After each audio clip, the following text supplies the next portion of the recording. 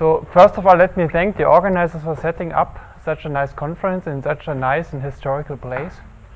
So I'm going to talk on supersymmetric unification, so the topic already discussed by Stuart, and asymmetries. And these are the relevant papers. So what Stuart has been discussing is gauge coupling unification. Everybody knows this plot. It looks pretty compelling. So if you look at the minimal supersymmetric extension of the standard model, gauge couplings meet with a very high precision at a scale of 10 to the 16 GeV. And it is important, or it is interesting, to discuss implications of that. How much can we learn from this picture? So of course gauge coupling unification may or should be a consequence of a larger symmetry like SU5. So if the standard model is embedded in SU5, gauge coupling unification is natural. Apart from that, SU5 gives you the nice family structure. That is, you can fit one generation of standard model matter in two irreducible representations of SU5 or just one spinor of SO10. So this picture of grand unification is therefore very appealing. However, it has also serious problems. One of the most serious problems is the so-called doublet-triplet splitting problem, where you ask the question, why do we just have MSSM Higgs doublets but no triplets? So triplets in a certain way have to be super heavy in order to be consistent with data and not to mediate proton decay, for instance. So in the context of the MSSM, in order to solve the problem, you would in a certain way search for a symmetry which prohibits the mass term for the doublets in such a way that the appearance of massless doublets becomes natural. It turns out that such symmetries are rather constrained. So what I'm going to discuss here is like anomaly-free symmetries which may do the job, which commute with grand unification and forbid the mass term for the Higgs doublets. I will then show that in a certain way solutions to these or symmetries which do this have these properties are almost unique, and you cannot have them in four-dimensional guts. So one of the main points which I'm going to discuss is that you cannot have anomaly-free symmetries which forbid the mu term in four-dimensional guts. And then I will tell you how to evade this problem or solve this problem in higher dimensions or in string models. So let me start with anomaly-free discrete symmetries and grand unification. So what I'm going to assume here in this talk is that SO10 unification of matter is not an accident. I want to construct or identify a symmetry which forbids the mu term of the MSSM, and I want the symmetry to be free of anomalies. And an important point in this discussion, familiar to all of you because you're string phenomenologists, is Green-Schwarz anomaly cancellation. So what Green-Schwarz anomaly cancellation gives us is in a certain way a slight modification of the traditional law of anomaly cancellation conditions. So it gives us something like anomaly universality in the context of unified models. What it means in practice is that if you look at the usual anomaly coefficients for discrete or continuous symmetries, you here have a discrete symmetry as an example, where you sum over the representations, sum over the Dynkin indices with the discrete charges of the fields and so on and so on. Then the traditional law would say that these anomaly coefficients have to vanish. However, if you allow for Green-Schwarz anomaly cancellation in the context of a unified theory, then this just tells you that these coefficients have to coincide. So it's a slight relaxation or slightly relaxation of the usual constraints. So what I'm going to work here with is the assumption that the symmetries are anomaly free. I said so, that the mu term is forbidden, that the Yukawa couplings and the neutrino mass term, the dimension 5 neutrino mass term in the MSSM is allowed by the symmetries, and I'm assuming SU5 or SO10 gut relations for quarks and leptons. What I'm going to prove is that if you assume anomaly freedom and SU5 relation, then you can, the only symmetries which can forbid the mu term are R-symmetries. Second, if I even demand stronger conditions like SO10 relations, then there is a unique solution. Third, I'm going to show you that R-symmetries are not available in four-dimensional models of grand unification. Let me prove that it has to be an R-symmetry. To see that, we look at the anomaly coefficients of discrete symmetries, of discrete non-R symmetries. What you see here is that there is a certain way, these are the contributions from the matter fields and these are the contributions from the Higgs fields. Because of the assumption of SU5 relations, these contributions are equal, and anomaly universality, that is demanding that these coefficients should coincide, leads to the statement that the Higgs charges add up to 0 mod n, or n over 2. But what that means is that the mu term in the MSSM superpotential has to be allowed, and such a symmetry cannot forbid the mu term. Okay, so non-R symmetries cannot forbid the mu term. So if this statement have used discrete non-R symmetries, it obviously applies also to continuous non-R symmetries. If I look at R symmetries, then I have to recall that continuous R symmetries are not an option, so the only remaining thing to look at are discrete R symmetries. So let me now just as an interlude look at the consequences of an R symmetry in such a model, in such a unified model, using 't-Hooft anomaly matching condition matching. So at the SU5 or SO10 level, there is obviously only one universal anomaly coefficient which has meta contributions, maybe some extra states contributing, and the gauginos. So the gauginos contribute, of course, to the anomaly because it's an R symmetry where gauginos have a non-trivial transformation behavior. So if I artificially split this universal anomaly coefficient in the SU3 and SU2 parts of the MSSM, I can always do that, just look at the subgroups. Then I see that in a certain way here the gaugino contribution comes from the MSSM gauginos plus the extra stuff, so the extra X and Y bosons of an SU5 symmetry which have to be removed in order to get the standard model gauge group. Let me now assume that some mechanism, whatever it is, Wilson line breaking, spontaneous breaking, flux breaking, removes these extra states. If that happens, then obviously there's some non-universality in these anomaly coefficients. So what that means is, since matter is by assumption universal, this non-universality has to come from other states. So in particular, this 't-Hooft anomaly matching implies the presence of split multiplets at low energies. And the simplest option to cancel this gaugino mismatch is to have one pair of massless SU2 doublets, as is the case in the MSSM. Then again you would have universality.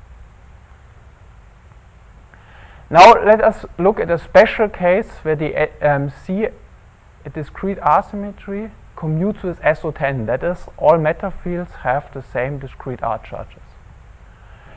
If we have that and we impose the condition that the up and down type Yukawa coupling should be allowed, so we want to have fermion masses, then we can just add these charges of the Higgs, of these matter fields and the Higgs fields, and they should have the same charge as the superpotential for these couplings to be allowed. This is pretty obvious. What that in particular implies is that the difference between the Higgs charges has to be 0 mod m, where m is the order of the symmetry which I'm looking at. Now if I impose in addition that the Weinberg neutrino mass operator should also be allowed, I find that the charge of the uptype Higgs has to vanish modulo m.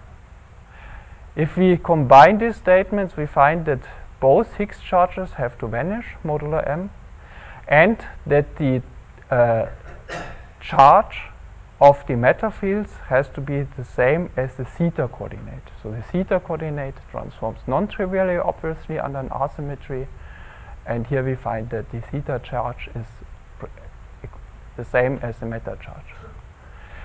So then, given these statements, we can actually work out what the possible symmetries are. The simplest option is a C4 symmetry, because there are no meaningful full order 2 discrete asymmetries, and under which the matter and the theta charge is 1 and the Higgs charges are 0. And it turns out that any other symmetry is just a trivial extension of that symmetry, what the MSSM fields concerns.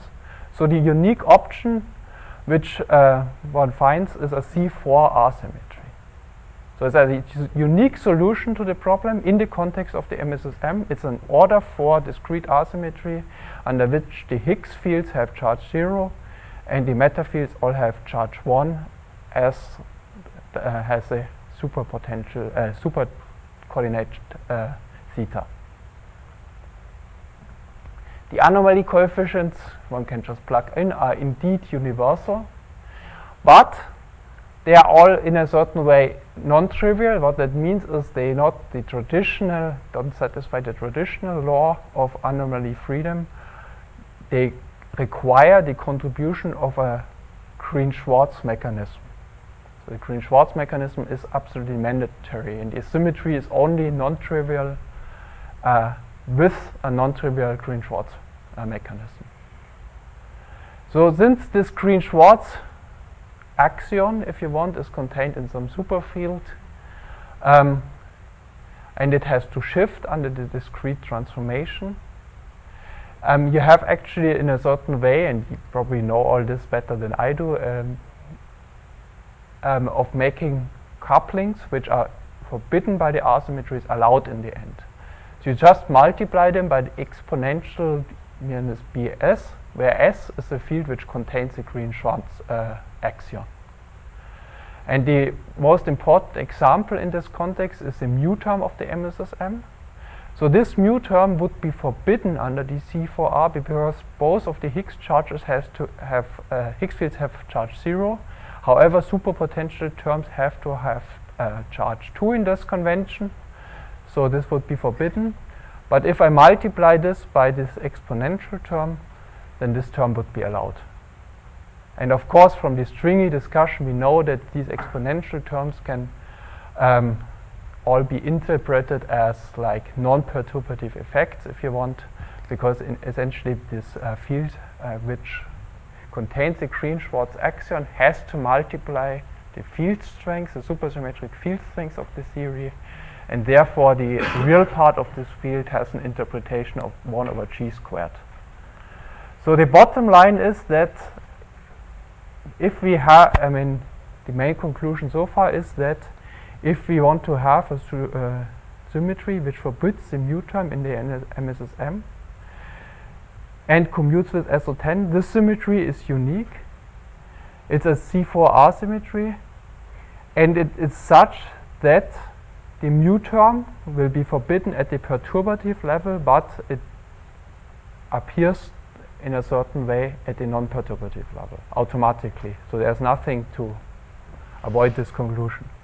No way to avoid this conclusion. So let me just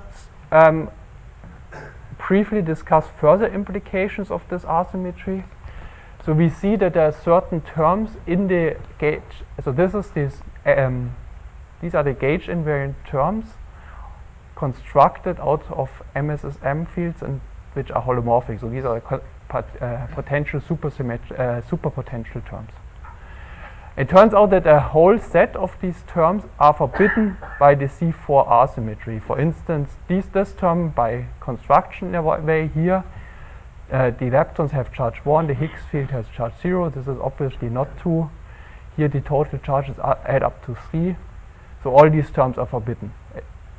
However, there is a subclass of terms which appear at the non-perturbative level, and these are the mu term as discussed before, and these coefficients of the so-called dimension 5 proton decay operators. So they would appear at the non-perturbative level. Whereas these other terms which have an odd C4R charge also remain forbidden at the non-perturbative level, essentially because the C4R contains the usual meta or R parity which simply forbids these terms. So this is in a certain way good because you can get a mu term which is highly suppressed, it appears at the non-perturbative level, and is an alternative to this Giudice-Massero mechanism. Actually, the order parameter for this term is the order parameter for R-symmetry breaking, which is the vacuum expectation value of some, let's say, hidden sector superpotential. This is of the order of the gravitino mass, and this gives you just a right size mu term. In addition, these coefficients of the dimension 5 proton decay operators are completely harmless because they are much more suppressed than required by data. So what we have seen so far is that only R-symmetries can forbid the mu term. And it turns out, however, that R-symmetries are not available in four-dimensional models of grand unification. So you may now want to construct a four-dimensional GATT model with an R-symmetry where you forbid the mu term. So this is the only symmetry which can do the job in this context. But it turns out that this is impossible. More precisely, the assumptions which you have to make is that you have a GATT symmetry in a four-dimensional model based on a simple gauge group which contains SU5. You have spontaneous breakdown of this GATT symmetry, and you have only a finite number of fields. If you make all these assumptions, then you can prove that you cannot get a model which has just the MSSM field content and low energies, and the R-symmetries survive GATT symmetry breaking, such that it can still control the mu term. So the basic argument for the no-go theorem is the following. Look at the 24-plet. Look at the simplest option of breaking SU5 to the standard model by giving a 24-plet or adjoint of SU5 a vacuum expectation value. If you do that and decompose the 24-plet in terms of standard model representations, you get gluons, weak gauge bosons, and these extra gauge bosons, then it turns out that by spontaneous symmetry breaking, of course, these extra gauge bosons get eaten. So you would have, at that level, extra states. Now, of course, you want to give this field a VEF, so it has to have R charge 0, otherwise you break the R symmetry. So what that means is that you have extra massless states at low energies. And they cannot pair up with anything because you don't have anything unless you introduce other fields. However, if you introduce another field with R charge 2, let's say, then from this other field you would get these 3,2s with R charge 2, which would be massless by the R symmetry, and also give you extra states beyond the MSSM spectrum. And you can repeat this argument infinitely often, and you find that adding some extra states does not cure the problem. So you will always find in your low energy effective theory on extra states beyond the MSSM states, whose masses are forbidden by the symmetry. So always have massless exotics. And the only way to avoid this is to, in a certain way, introduce infinitely many 24-plets if you want. And I'm not going to do this technical discussion. You can extend this to other ways of GATT symmetry breaking and so on, use some group theories, concurrence classes and so on, but the bottom line remains the same. So you cannot have a four-dimensional GATT model in which you get just the MSSM and surviving R symmetries. On the other hand, a natural solution to the mu problem or doublet-triplet splitting problem in the MSSM requires such a symmetry. So what that means is, if we combine all these arguments, that there is no natural solution to the doublet-triplet splitting problem in 4 dimensions. So just if you impose anomaly freedom, then you can only have R symmetries which forbid the mu term. But you cannot have R symmetry remaining in a GATT model where you get the precise MSSM spectrum. So that is, you cannot have an asymmetry in a model which gives you this compelling picture of MSSM gauge coupling unification. And what that means is you cannot have, given the assumption that gauge coupling unification is not just an accident, you cannot have a natural solution according to Toft's criteria to the doublet-triplet splitting problem in 4 dimensions. Yeah, and that's why we have to go to strings, which is good, or to higher dimensions or strings, because we had a string pheno conference here. So string models actually allow us to evade this no-go theorem, and even more, they allow us to have a nice intuition for where the symmetries come from. So this is well known that higher dimensional models of grand unification, like Stuart discussed, look in a way more appealing. They offer new possibilities of symmetry breakdown. This is a very old discussion from the string community. And as far as the no-go theorem discussed previously is concerned, such theories can provide us with infinitely many states which come in a certain way from the Kaluza-Klein towers of the theory. So this has been discussed by Goodman and Witten. And even more, these asymmetries have a clear geometric interpretation in terms of discrete remnants of the Lorentz group of compact space. So asymmetries are available. So for instance, those so-called H-momentum rules in heterotic orbifolds correspond to asymmetries and the effective law energy description. And if you look at where this H momentum comes from, or what H momentum really means, it is just angular momentum conservation in these extra-dimensional theories. So what that means is these discrete asymmetries are just remainders of the Lorentz symmetry of compact space, and in a certain way almost on equal footing as the fundamental symmetries C, P, and T. So this is an example. This is a T2 over C2 orbifold plane. And what you see is that it has certain discrete rotational symmetries.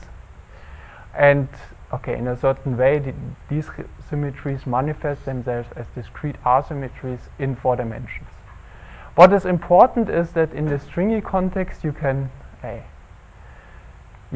even determine the R charges of the fields, and essentially in this orbifold context what you find is that localized fields have odd R charges while bulk fields have even R charges. This is actually quite interesting because in the past string pheno conferences I was selling the picture of local grand unification where you explain the completeness of standard model generations by having fields localized at some points with enhanced SO10 symmetry. So they would naturally come with odd R charges, which is in a certain way required already from our, or known from our bottom-up analysis, whereas the Higgses come from the bulk, they are split, and they would have even C4 R charges, okay, which is consistent with 0. And Peter will talk more on this localization picture in heterotic orbifolds and so on. So now coming back to the model which Stuart briefly mentioned, this plastic model. This model actually allows for vacua with C4R symmetry. So we have constructed models with the exact MSSM spectrum based on C2 cross C2 orbifolds. Actually, this paper contains Stuart as an author, so he has such a model. Actually, gut symmetry is broken non-locally in this model. That's the question of if the SU6 orbifold gut. It's there. It has this SU6. Yeah, I know it has an SU6 orbifold gut. But yeah, and gut non-local behavior in the 6-dimensional picture. Okay, we can discuss it. We can discuss it. So this has good features like non-local gut breaking. Then there's this discussion on fractionally charged exotics in models with non-local gut breaking. You also get rid of the so-called fractionally charged exotics. There are none of these staged in this construction. There are exotics which, however, decouple once we break the extra symmetries down to the standard model cross C4R symmetry by switching on certain fields along D and F in such a way that supersymmetry is still preserved. Yukawa couplings have full rank, there's no problem with massless states. The top Yukawa coupling, the gauge coupling almost unify at the high scale. And we have mass relations between tau and bottom Yukawa coupling. Do not want to oversell this model. There are still two problems. The Yukawa, SU5 Yukawa relations also apply, unfortunately, to the light families. So this is unrealistic, and also the hidden sector is just the SU3, which might be a little bit too small. Nevertheless, what is important is that this model admits vacua with a residual order 4 discrete asymmetry, and this proves that the string embedding of the C4R, which is in a certain way unique, is possible. So we looked at the vacua in somewhat more detail. What is known is that the F and D equations usually have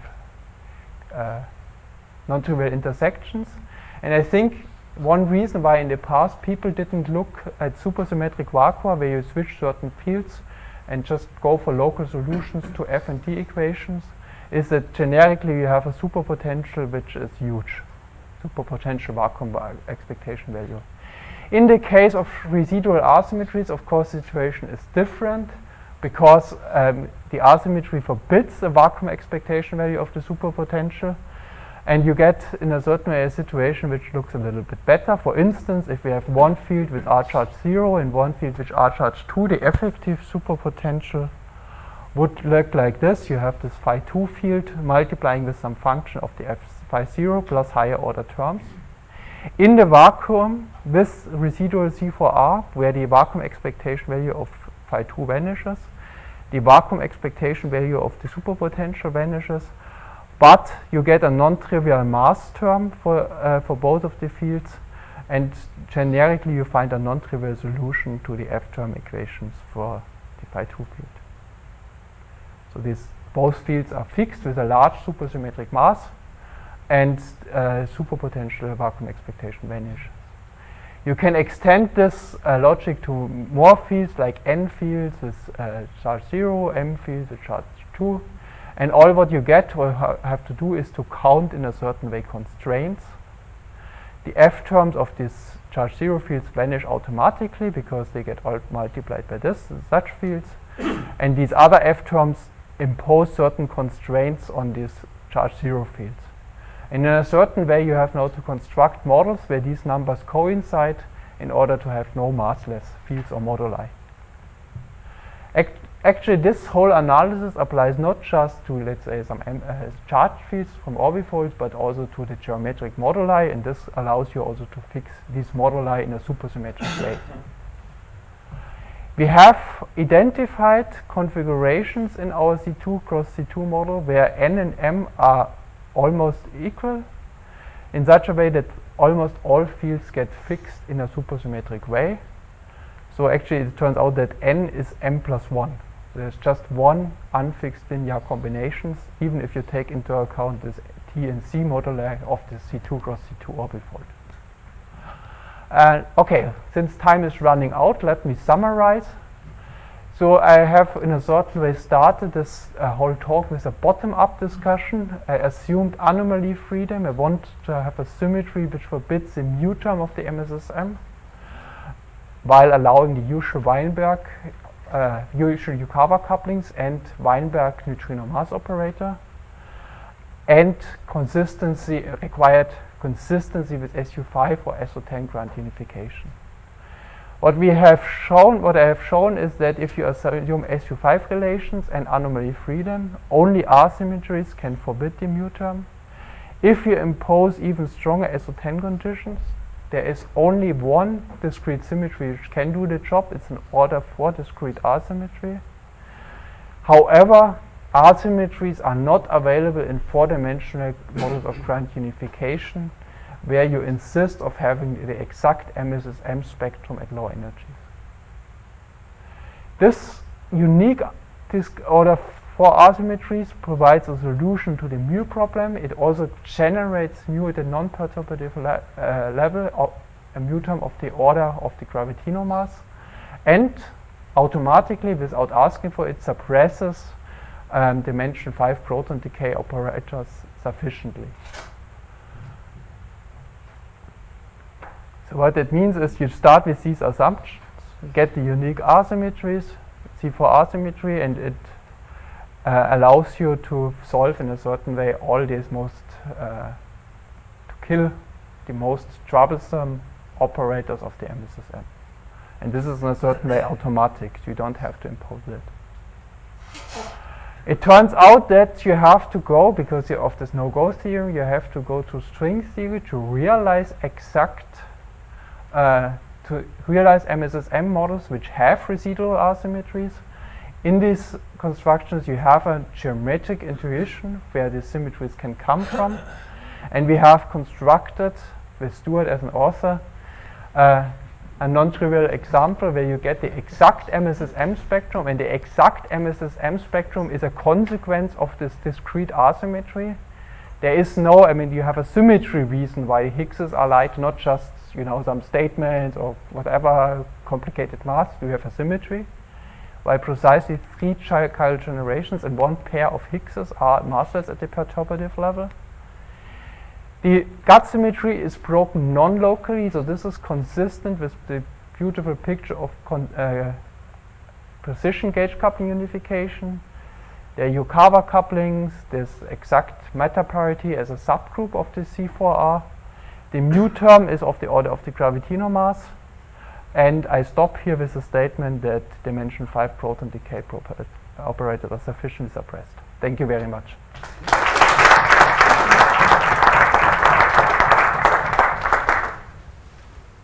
Yes, Marie? I've got a question and a comment. So the question is, what's the relation between what you're doing here and Witten's discrete symmetry, which was written down for G2 compactifications? Well, I don't know Witten's discrete symmetry for, is it an R-symmetry? It wasn't written down. So it was not written down. It could be it could effectively be an R-symmetry. Sorry? It could, after your talk, I've been inspired to check if it actually is an R-symmetry. Yeah, since you're the expert on this G2, I don't know.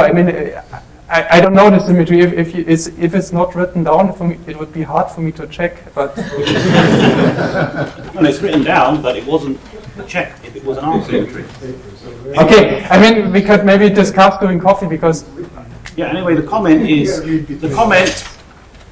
is that a compact G2 manifold, the only R symmetries it can possibly have are Z2 or Z4. There's no other possibility.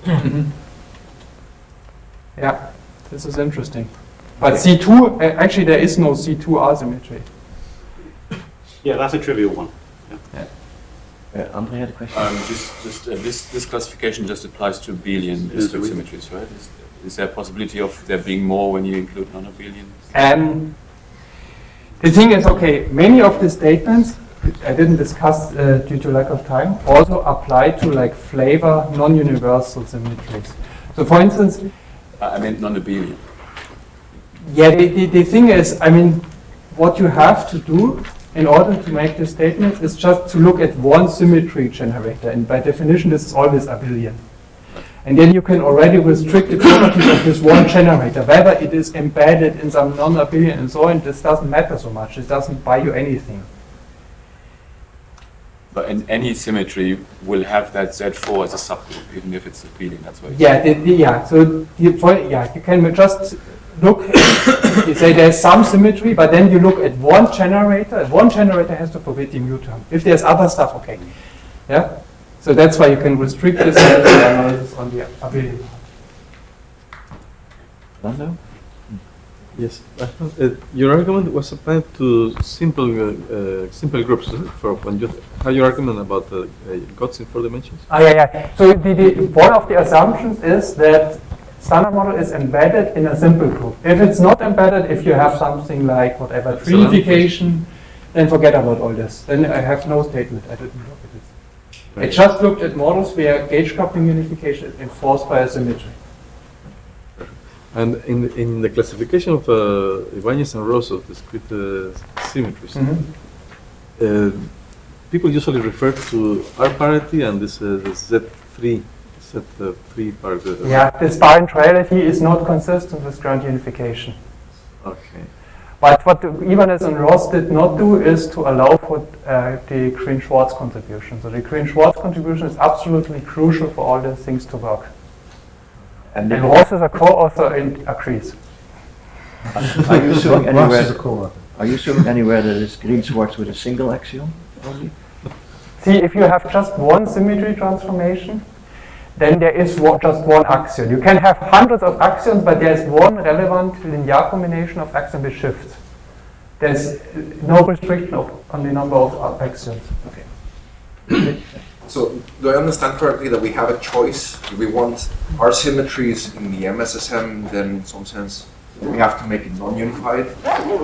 What do you mean non-unified? Non-grand-unified, that since GUTs and our symmetries are... Well, you see, these models are in a certain way models of grand unification because you have the unified theory.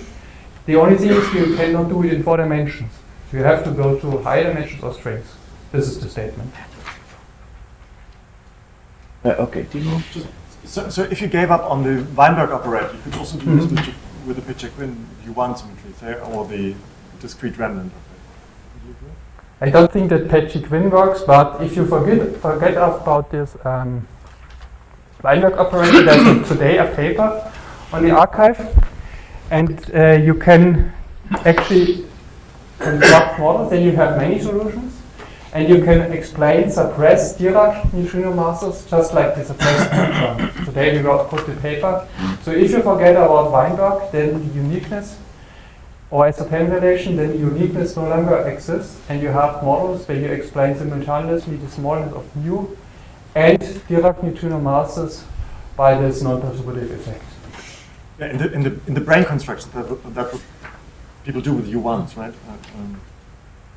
Yeah, well, my statement is bottom up. Where the symmetries really come from, I cannot tell. So hopefully they can come from brains, but you should know better than I do. Okay, I think we move on to the next speaker. So let's first thank Michael for